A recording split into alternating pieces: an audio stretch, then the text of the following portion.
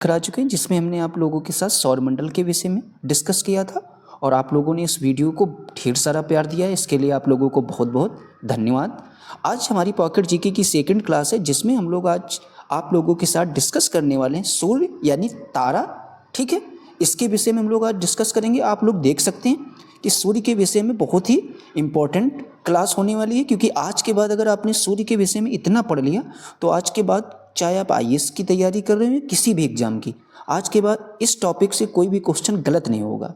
और आप लोग जैसा कि जानते हैं ये सभी एग्जामों के लिए बहुत ही महत्वपूर्ण क्लास होने वाली है, क्योंकि ऐसा कोई भी एग्जाम नहीं है जिसमें आपके सूर्य के बारे में पूछा ना जाता हो।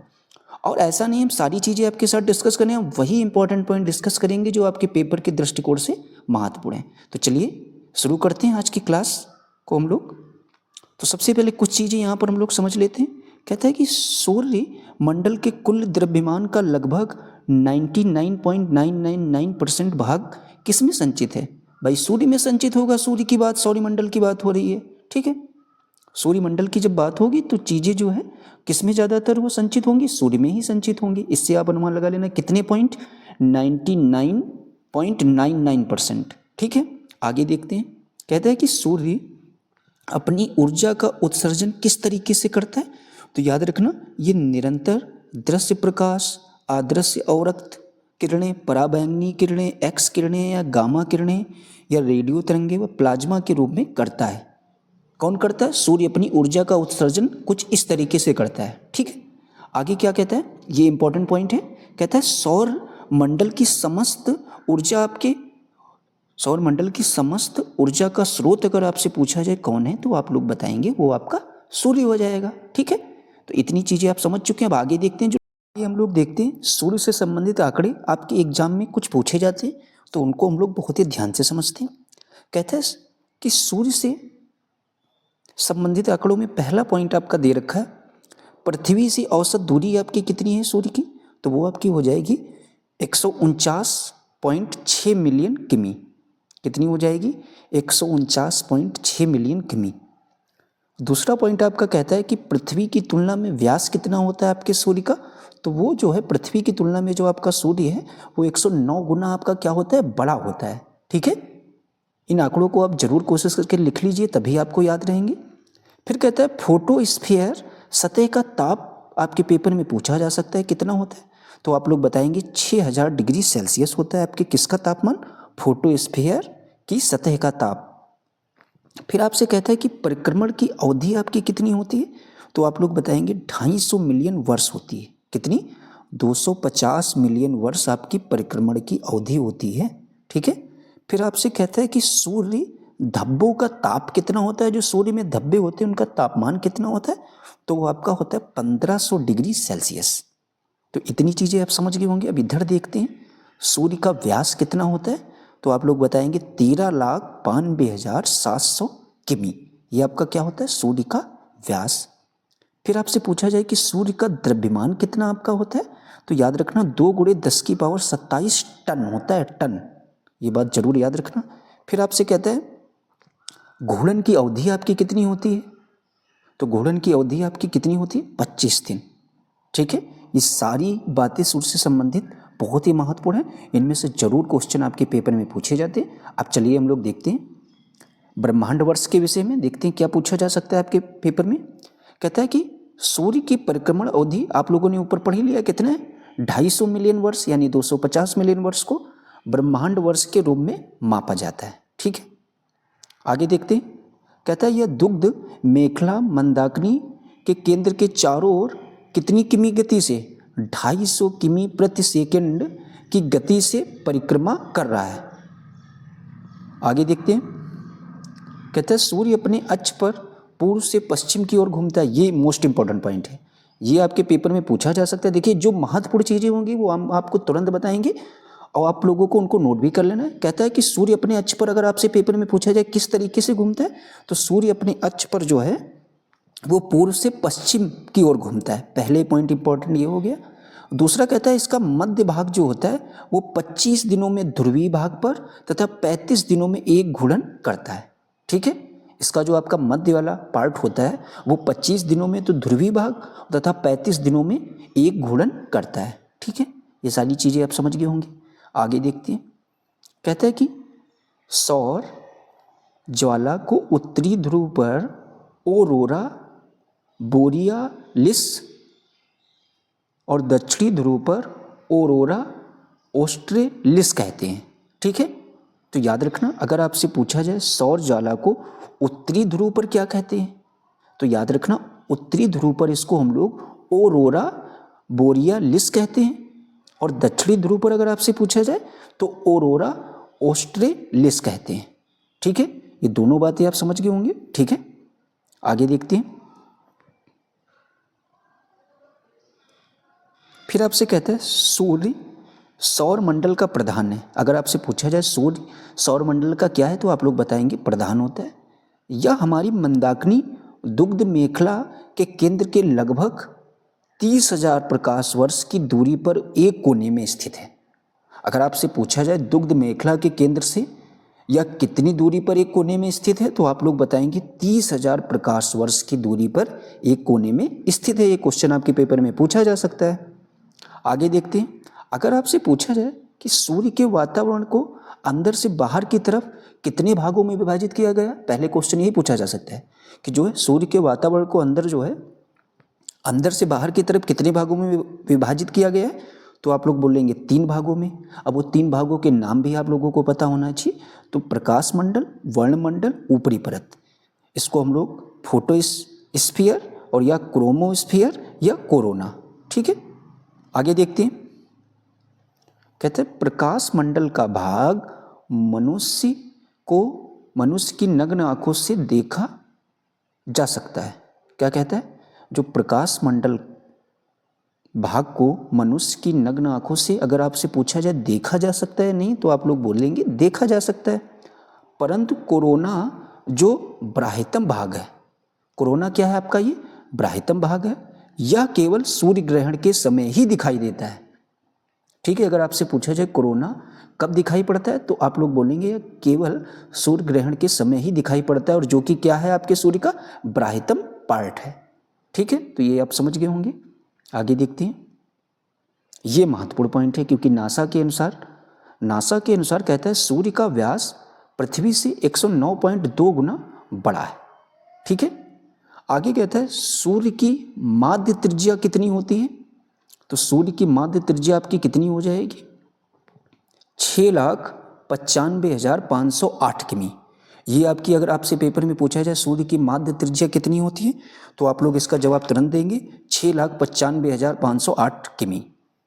आगे देखते हैं, कहता है सूर्य के कोर में अत्यधिक उच्च तापमान लगभग कितना होता है, तो आप लोग इसको जब पढ़ेंगे तो ये आपका लगभग 1.5 करोड़ डिग्री सेल्सियस या 1,50,00,000 डिग्री सेल्सियस, और यह पेपर में आपके ऑप्शन कुछ इस तरीके से भी मिल सकता है 1.5 × 10⁻70 डिग्री सेल्सियस। ठीक है, तो आप लोग याद रखना कि सूर्य के कोर में अत्यधिक उच्च तापमान लगभग कितना हो सकता है, तो याद रखना 1,50,00,000 डिग्री सेल्सियस या 1.5 × 10⁻70 डिग्री सेल्सियस के कारण उपस्थित सभी पदार्थ गैस और प्लाज्मा के रूप में मिलते हैं। अगर आपसे पूछा जाए उपस्थित उसमें पदार्थ होते हैं वो किस रूप में मिलते हैं, तो वो आपके गैस और प्लाज्मा के रूप में मिलते हैं। आगे देखते हैं, कहता है सूर्य की सतह का तापमान नासा के अनुसार 5500 डिग्री सेल्सियस है। अगर आपसे पूछा जाए सूर्य की सतह का तापमान नासा के अनुसार कितना है, तो आप लोग बताएंगे 5500 डिग्री सेल्सियस है। ये क्वेश्चन भी आपके पेपर में पूछा गया है, तो जरूर तैयार कर लीजिए। आगे कहता है कि सूर्य की समस्त ऊर्जा का स्रोत मोस्ट इंपॉर्टेंट कौन है, तो आपका नाभिकीय संलयन है। क्या है, अगर आपसे पूछा जाए सूर्य की समस्त ऊर्जा का स्रोत कौन है, तो नाभिकीय संलयन। आगे देखते हैं, ये कुछ चीज़ें आपके पेपर में पूछी जा सकती हैं, तो इनको भी देख लेते हैं। हेंस बेथ ने क्या बताया है, कहा है कि 10⁻60 डिग्री सेल्सियस ताप पर सूर्य के केंद्र पर 4 हाइड्रोजन नाभिक मिलकर एक हीलियम नाभिक का निर्माण करते हैं। अगर आपसे पूछा जाए हेंस बेथ ने क्या बताया, तो हेंस बेथ ने आपके जो बताया है, उन्होंने कहा है कि 10⁻60 डिग्री सेल्सियस ताप पर सूर्य के केंद्र पर 4 हाइड्रोजन कितने हाइड्रोजन मिलकर? 4 हाइड्रोजन नाभिक मिलकर एक हीलियम नाभिक का निर्माण करते हैं। अर्थात सूर्य के केंद्र पर नाभिकीय संलयन होता है। अगर आपसे पेपर में पूछा जाए सूर्य के केंद्र पर नाभिकीय संलयन होता है या नहीं, तो आप लोग बोलेंगे होता है। जो सूर्य की ऊर्जा का क्या होता है? स्रोत। अगर आपसे पूछा जाए सूर्य की ऊर्जा का स्रोत क्या है, तो आप लोग बोलेंगे नाभिकीय संलयन। आगे देखते हैं। कहता है कि वर्ष 1950 में रूसी खगोल शास्त्री ऑटो शिमिड, कौन है? ऑटो शिमिड ने कहा है कि सूर्य मुख्य रूप से हाइड्रोजन और हीलियम के साथ साथ धूल से युक्त एक सौर निहारिका से घिरा हुआ है। अगर आपसे पूछा जाए सूर्य किन चीज़ों से घिरा हुआ है, तो ये एक आपके खगोल शास्त्री रहे हैं, कौन? ऑटो शिमिड ने कहा था कि जो है सूर्य मुख्य रूप से हाइड्रोजन और हीलियम के साथ साथ किन चीज़ों से घिरा हुआ है? धूल से युक्त एक सौर निहारिका से भी आपका घिरा है। ठीक है, तो इनको जरूर याद रखना। अब आपसे ये पेपर में कई बार आपके पूछा जाता है कि सूर्य के अंदर किन चीज़ों का मिश्रण है और कौन सी गैस यानी कितने % मात्रा में आपकी उसमें स्थित है। तो सबसे पहले सूर्य के रासायनिक मिश्रण में हाइड्रोजन आपकी कितने? 71%, हीलियम आपकी 26.5% तथा अन्य जो तत्व पाए जाते हैं वो कितने? 2.5%। ये बात जरूर ये नोट कर लेना, ये आपके आंकड़े पेपर में पूछे गए हैं और पूछे भी जाते हैं। आगे हम लोग आज सूर्य ग्रहण से संबंधित सारे डाउट क्लियर हो जाएंगे, क्योंकि इसमें बहुत ही विस्तार से चीज़ें आपके साथ डिस्कस की गई। ये जरूर हो सकता है क्लास आपको थोड़ी बहुत बड़ी लग सकती है, लेकिन इसके बाद आपका कोई भी क्वेश्चन गलत नहीं होगा, क्योंकि जब आप किसी के विषय में सारी चीज़ें पढ़ना चाहते हैं तो उसमें टाइम जरूर लगता है। अगर आप ऊपर लेवल पर पढ़ेंगे तो फिर चीज़ें आपकी कुछ ना कुछ छूट जाएंगी। तो अब देखते हैं सूर्य ग्रहण से संबंधित चीज़ें आपकी क्या कहती हैं। कहता है सूर्य ग्रहण की स्थिति अगर आपसे पूछा जाए कब होती है, तो आप लोग क्या बताएंगे? जब चंद्रमा सूर्य और पृथ्वी के बीच आता है। अगर आपसे पूछा जाए सूर्य ग्रहण की आपकी स्थिति कब होती है, तो आप लोग सिंपल सी भाषा में बताएंगे जब चंद्रमा आपका होता है वो सूर्य और पृथ्वी के बीच में आ जाता है, तब आपका सूर्य ग्रहण होता है। ठीक है, आगे भी देखते हैं। कहते हैं कि जिससे सूर्य का प्रकाश पृथ्वी तक नहीं पहुंच पाता है और पूर्ण सूर्य ग्रहण की स्थिति केवल अमावस्या को ही होती है। अगर आपसे एग्जाम में या पेपर में पूछा जाए कि पूर्ण सूर्य ग्रहण की स्थिति आपके किस दिन होती है, तो आप लोग बोलेंगे सिर्फ अमावस्या के दिन ही होती है। आगे देखते हैं क्या कहता है। डायमंड रिंग यानी हीरक वलय का दृश्य पूर्ण सूर्य ग्रहण के समय जब चंद्रमा सूर्य को पूर्णतः ढक लेता है उसके कुछ सेकंड के पूर्व या कुछ सेकंड बाद ही दिखाई देता है।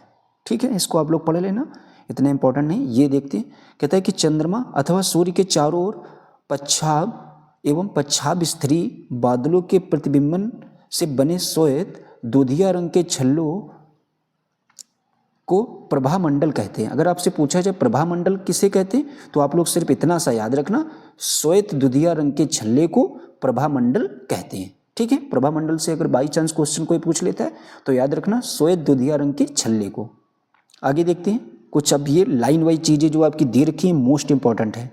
कहते हैं कि सूर्य ग्रहण अमावस्या को होता है। अगर आपसे पेपर में पूछा जाता है सूर्य ग्रहण कब होता है, तो आप लोग बताएंगे अमावस्या को होता है। अब ये भी जरूरी नहीं है कि हर अमावस्या को हो, कहता है किंतु प्रत्येक अमावस्या को नहीं। ये भी बात बहुत ही महत्वपूर्ण है। आगे कहता है पूर्ण सूर्य ग्रहण में 460 सेकंड का समय लगता है।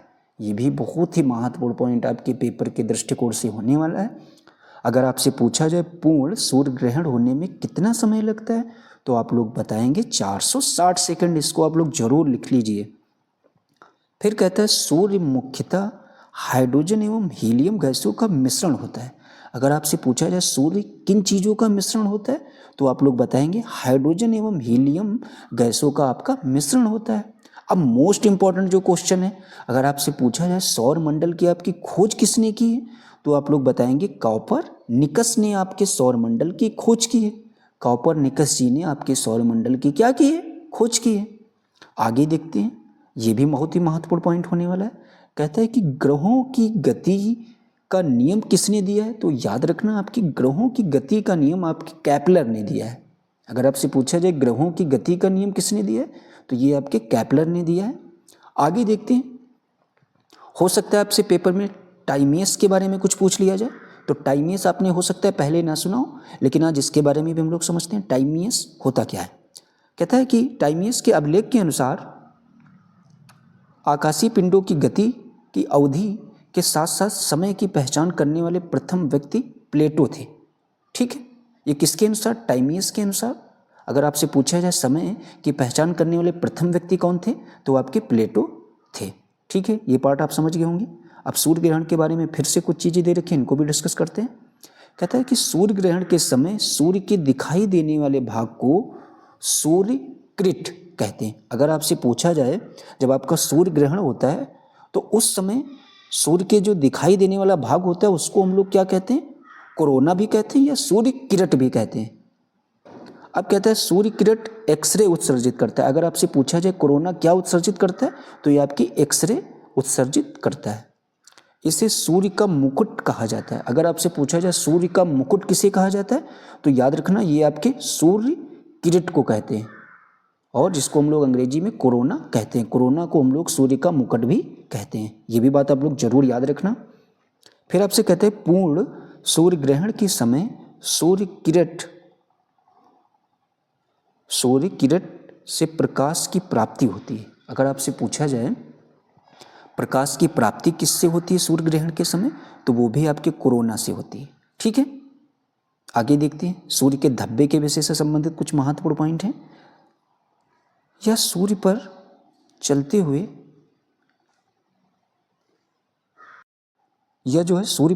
हुए गैसों की खोल हैं, जिनका आसपास के क्षेत्र से तापमान 1500 डिग्री सेल्सियस तक कम होता है। कितने डिग्री सेल्सियस तक कम होता है? 1500 डिग्री सेल्सियस तक कम होता है। इसी कारण इनका रंग काला दिखाई पड़ता है।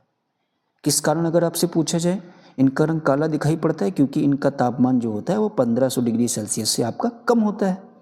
ठीक है, आगे देखते हैं। कहता है इन्हें अपना एक चक्र पूरा करने में 22 वर्ष।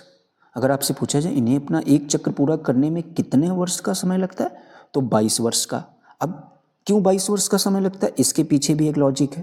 कहता है पहले 11 वर्ष बढ़ना, इसका पहले 11 वर्षों का काम क्या होता है, यानी बढ़ना, और बाद में 11 वर्षों तक इसका काम होता है घटना।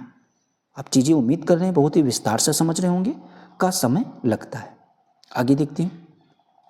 कहता है जब यह सूर्य की सतह पर दिखाई पड़ता है तो पृथ्वी पर चुंबकीय झंझावात उत्पन्न होते हैं।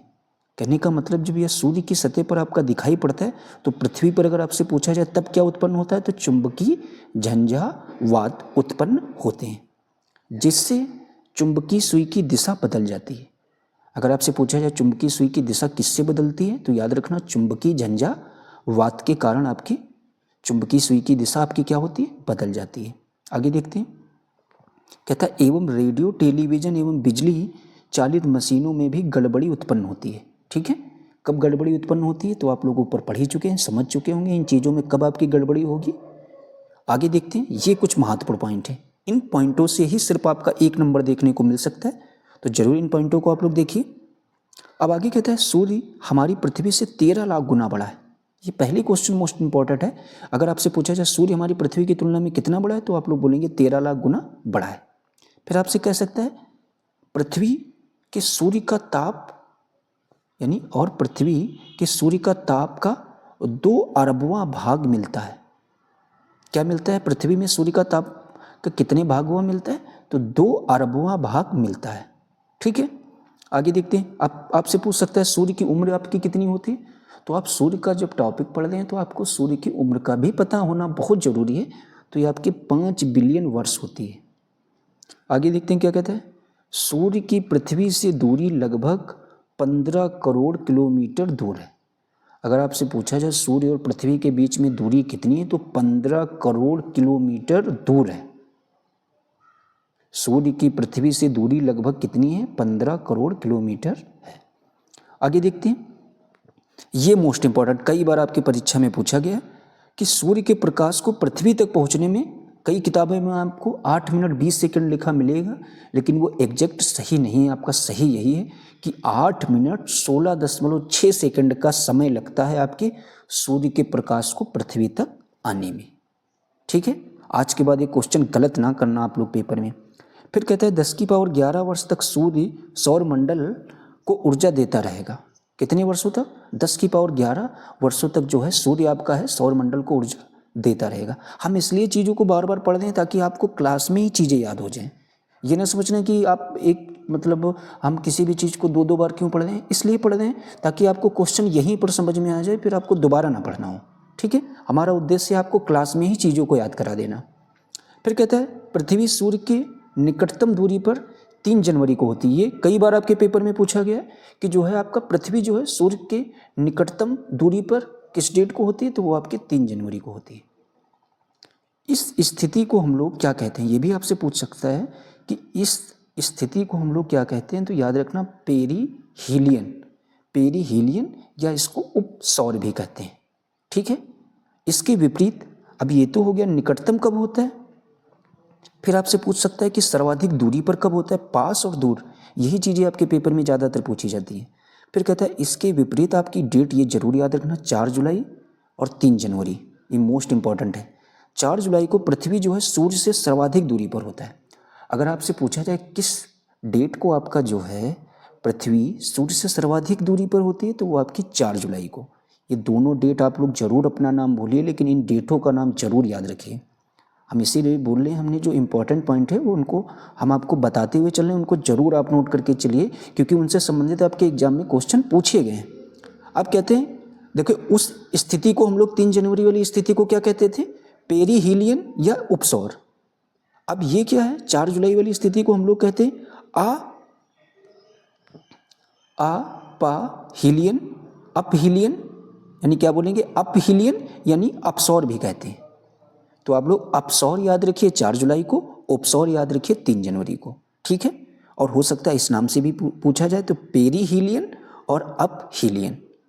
ठीक है, अब जो है अगर अब हम 100% ये कह सकते हैं कि अब अगर आपके पेपर में सूर्य से संबंधित कोई भी चीज कठिन से कठिन वो लोग प्रश्न आप लोगों के लिए बना दें आपकी परीक्षा में, अगर आपने इन चीज़ों को अच्छे से याद कर लिया तो आपका कोई भी क्वेश्चन गलत नहीं हो सकता है, इस बात की हम गारंटी ले सकते हैं, क्योंकि सूर्य से इससे बाहर कोई क्वेश्चन आज तक बना ही नहीं है। ठीक है, तो उम्मीद करते हैं अगर आप लोगों को हमारी ये क्लास और पसंद आई हो तो ज़रूर आप लोग हमारे इस वीडियो को, जैसे पहले वाले वीडियो को आप लोगों ने ढेर सारा प्यार दिया, इसी तरीके से इसको भी आप लोग वीडियो को प्यार देना, और इस चैनल को आप लोग ज़रूर सब्सक्राइब कर लेना, और इस वीडियो को ज़्यादा से ज़्यादा लोगों में शेयर ज़रूर कर देना। और हमारी इस वीडियो को देखने के लिए आप लोगों का तहे दिल से बहुत बहुत धन्यवाद।